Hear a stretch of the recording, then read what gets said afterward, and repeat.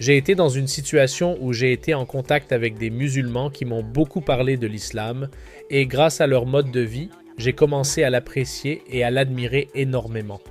J'ai posé une question hier ici qui a été correctement répondue, mais j'avais d'autres questions en tête et je ne pouvais pas accepter l'islam tant que toutes ces questions n'avaient pas été répondues. C'est donc un privilège pour moi de présenter une fois de plus aujourd'hui une autre question, après quoi je vais déclarer mes intentions et ma vision de l'islam. Voici ma question.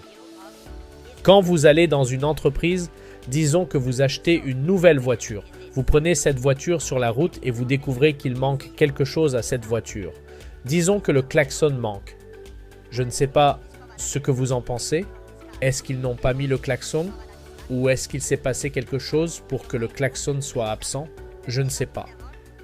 En rapportant cela au monde dans lequel nous vivons, je veux demander si le monde entier, qui a été créé par un Dieu tout-puissant, quelqu'un qui est si puissant et l'être le plus intelligent du monde, a créé le monde. Nous y sommes entrés et aujourd'hui nous cherchons la paix, la paix, la paix, la paix. Où est passée cette paix?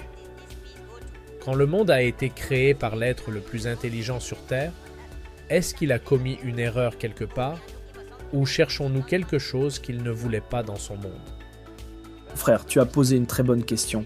Je vais te donner un exemple à propos de la voiture. Tu connais la nouvelle voiture BMW, le dernier modèle, le modèle haut de gamme, tu sais, la série 7 ou même une Mercedes. Et c'est une histoire vraie. Une fois quand je voyageais avec mon ami, il a dit à son ami d'aller garer sa voiture. Alors quand il est allé à la voiture, il a dit qu'il ne pouvait pas trouver la clé de contact. La clé de contact. Alors il a téléphoné à mon ami et lui a demandé où était la clé de contact. Alors il a commencé à rire. Les nouvelles voitures n'ont pas de trou de contact. C'est la dernière technologie. Si la clé s'approche de la voiture, elle le détecte automatiquement. Vous appuyez sur le bouton, elle démarre. La dernière technologie. Donc, si vous êtes dépassé, vous ne savez peut-être pas qu'il n'y a pas de trou de clé dans les dernières voitures. Elles sont automatiques. Donc vous cherchez quelque chose. C'est très proche de lui. Mais il ne pouvait pas le comprendre parce qu'il ne le savait pas. Alors Allah exalté soit-il en ce qui concerne la paix, la principale source de paix est As-Salam. Allah exalté soit-il, le Créateur est la principale source de paix. Si vous ne pouvez pas comprendre le Créateur, vous ne vous approcherez jamais de la vraie paix. Il y a différents types de paix. Certaines personnes pensent que si elles obtiennent le luxe, si elles obtiennent des installations, elles obtiennent la paix. Ce sont toutes des paix temporaires, pas la vraie paix. La vraie paix est la paix du cœur, la paix de l'esprit, la paix de l'âme. Quand votre cœur est en paix, quand votre esprit est en paix, quand votre corps est en paix. Et cela ne peut être atteint qu'en comprenant le Créateur. Alors, ces gens qui ne comprennent pas le Créateur, ils courent après des mirages. Tu sais, quand tu vas dans un désert, tu vois des mirages. Alors tu cours après les mirages parce que tu ne comprends pas. Et pour comprendre le Créateur, comme je l'ai mentionné plus tôt, il te faut un manuel d'instruction.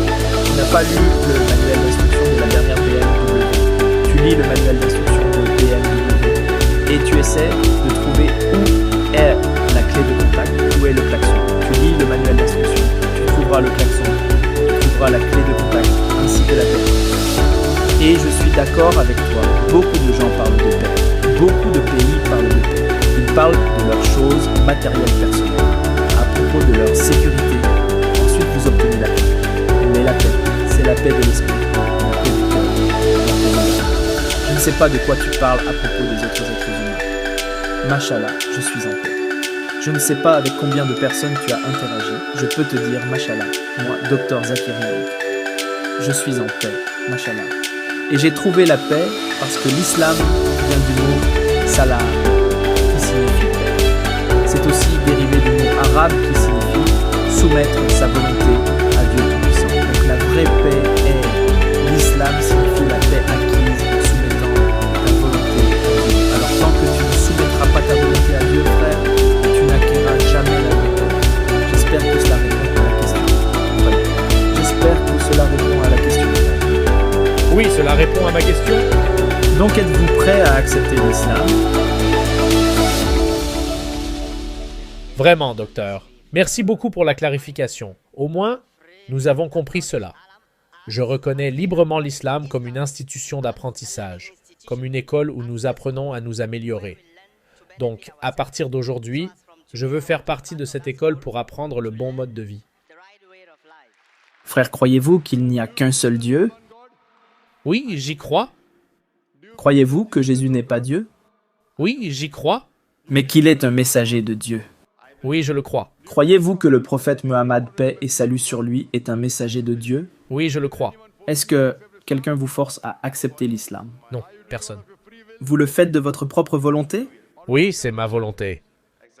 Personne vous met la pression? Non, personne. Mashallah, je vais le dire en arabe et vous allez répéter. Ashhadu Ashhadu Allah Allah ilaha ilaha illallah illallah wa ashhadu wa ashhadu anna anna Muhammadan Muhammadan abduhu abdul wa rasuluhu. wa rasuluhu. Masha'Allah, tu es maintenant musulman. Je prie Allah exalté soit-il de te guider davantage et, Inch'Allah, qu'il fasse entrer par ton intermédiaire davantage de non-musulmans dans la paix, dans la région de la paix. Et je prie Allah exalté soit-il de t'accorder le meilleur dans ce monde ainsi que dans l'au-delà.